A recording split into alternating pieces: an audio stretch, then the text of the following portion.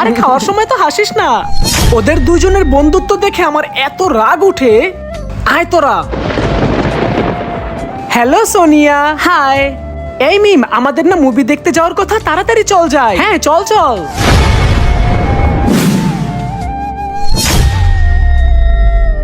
আরে ওইটা তো সোনিয়ার বান্ধবী মিম, তাই না? হ্যাঁ তাই তো। ও এই অবস্থায় চকলেট বিক্রি করতেছে।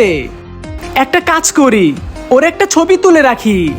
সোনিয়া দেখলে ওর সাথে বন্ধুত্ব শেষ করে দিবে। হয়ে গেছে, চল এখন তোরা। সোনিয়া, তোকে একটা জিনিস দেখাবো।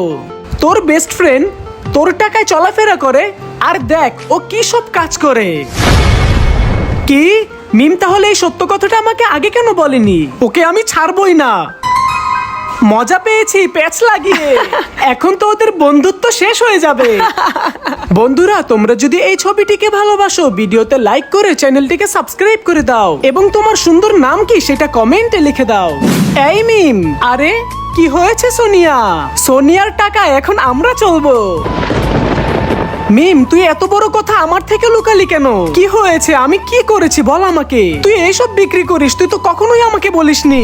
Sonia, I am so sorry. আমার ঘরের অবস্থা খুবই খারাপ, এগুলো দিয়েই আমার ঘর চালাই আমি ভেবেছি যদি আমি তোকে এগুলো বলি, তুই যদি আমার সাথে বন্ধুত্ব শেষ করে দিস। না মিম, তুই আমার সাথে এটা খারাপ করেছিস। এত বড় একটা কথা তুই আমার থেকে না লুকালেও পারতি। তুই কি ভেবেছিস আমি তোর সাথে বন্ধুত্ব শেষ করে দিব? তোর সাথে কোনোদিনও বন্ধুত্ব শেষ করব না আমি। তুই আমার সব থেকে ভালো বান্ধবী।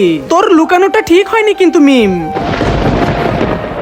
সরি সোনিয়া, আজকের পর থেকে তোর কাছে কিছুই লুকাবো না। ঠিক আছে মিম, আজকের পর থেকে আর কিছুই লুকাবি না।